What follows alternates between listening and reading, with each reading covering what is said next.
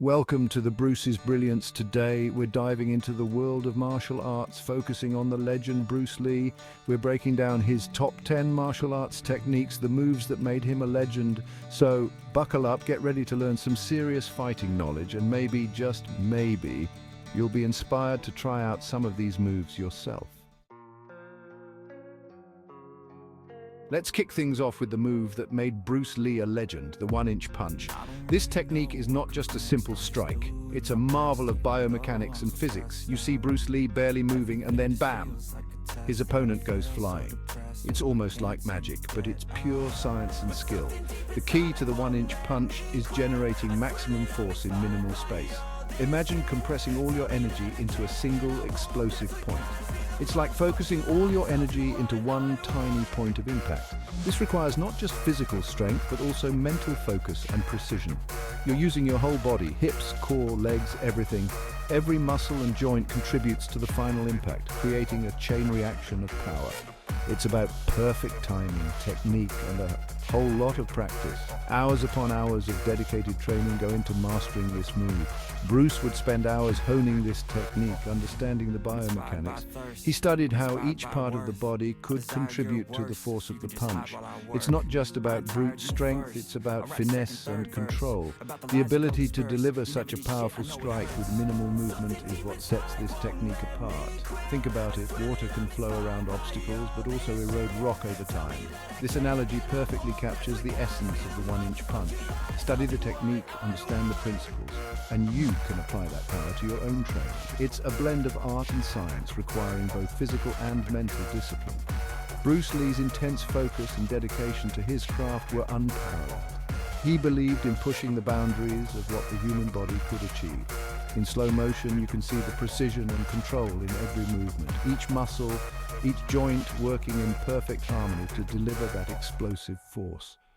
This technique has inspired countless martial artists around the world. They practice, share, and refine their skills, always striving for that perfect punch. Bruce Lee's legacy lives on through these techniques. His innovative approach to martial arts continues to inspire and challenge new generations. So, the next time you see a martial artist breaking boards or sending an opponent flying, remember the science and dedication behind it. It's not just a show of strength, it's a testament to the power of focused energy and relentless practice. As Bruce Lee once said, knowing is not enough, we must apply. Willing is not enough, we must do. This philosophy is at the heart of mastering the one-inch punch and any martial art. Respect, discipline, and continuous learning are the pillars of martial arts. Embrace these values, and you too can harness the physics-defying power of the one-inch punch. To understand Bruce Lee's martial arts, you gotta understand his philosophy. Jeet Kune Do. Jeet Kune Do isn't just a style, it's a philosophy about efficiency and adaptability. Bruce was all about using what works and discarding what doesn't. He took bits from Wing Chun, boxing, fencing, and more, creating something unique. The core principle is to be like water, adaptable and fluid. It's about reacting instinctively and not being bound by rigid forms. This philosophy applies not just in fighting, but in life. Jeet Kune Do is more than just kicks and punches, it's a way of life. Let's talk about Bruce Lee's signature move, the side kick. This kick is fast, powerful, and precise, capable of generating knockout power.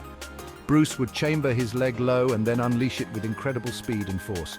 The power comes from the hips, rotating explosively to generate torque. He targeted vital points like the solar plexus, ribs, and head. The side kick is versatile, used offensively, defensively, and as a counterattack. It's a testament to his understanding of balance, timing, and mechanics. Bruce knew how to generate maximum damage with minimal effort. Chapter 4: Intercepting Fist, the art of counter-striking. This technique is about timing, precision, and exploiting weaknesses. The intercepting fist counters your opponent's attack while it's still on its way. It's about reading movements, anticipating strikes, and intercepting with your own. Bruce was a master of timing and distance.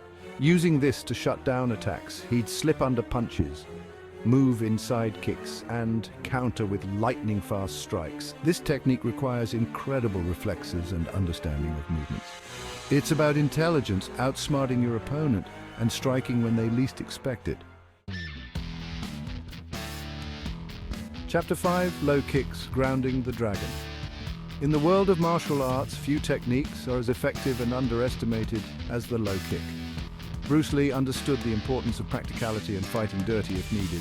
He believed that in a real fight there are no rules and one must do whatever it takes to survive. Low kicks are brutal, effective, and can end a fight quickly. They are designed to target the lower part of the body, which is often less protected and more vulnerable. Bruce targeted the legs to disable opponents and take away their mobility. By focusing on the legs, he could effectively neutralize the threat without having to engage in a prolonged battle. He'd target thighs, knees, shins to disrupt balance and take them down. These areas are critical for maintaining stability and movement, and a well-placed kick can cause significant damage. These weren't just taps. Bruce put his whole body into those kicks. His training was intense, focusing on precision, power, and speed to ensure that each kick was as effective as possible. A well-placed low kick could cripple an opponent, ending the fight before it began. This technique is not just about power, but also about timing and accuracy. Low kicks remind us that real fighting isn't always pretty. They are a testament to the fact that in a real-world scenario, efficiency and effectiveness take precedence over aesthetics. It's about survival and using whatever you can to protect yourself. In self-defense, the goal is to incapacitate the attacker as quickly as possible, and low kicks are a perfect tool for this purpose. They are simple, direct, and devastatingly effective.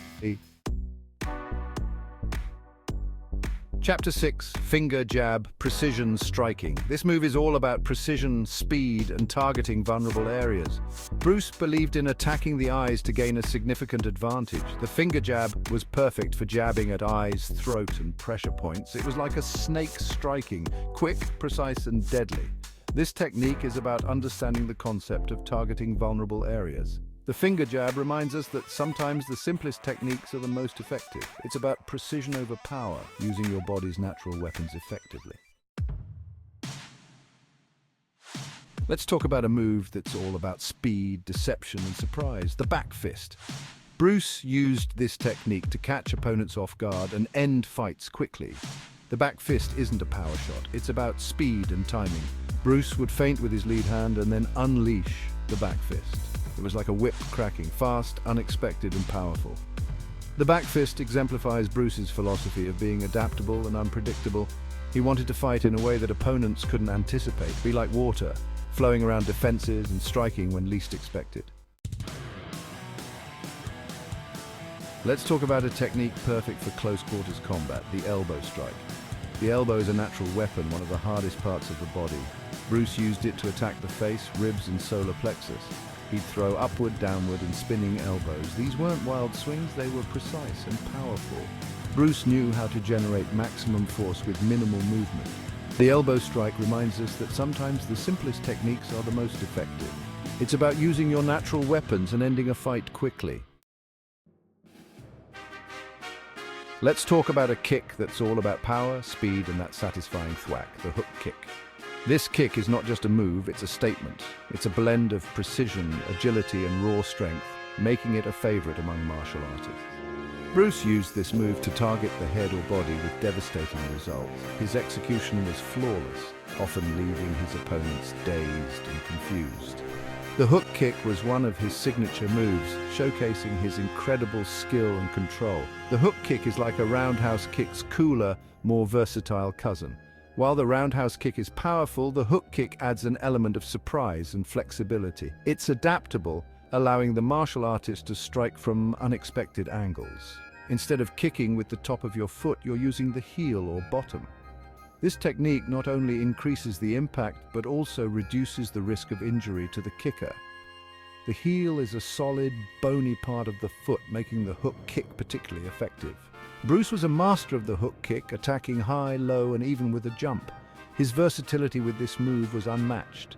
He could seamlessly transition from one variation to another, keeping his opponents on their toes. When it connected, it was lights out.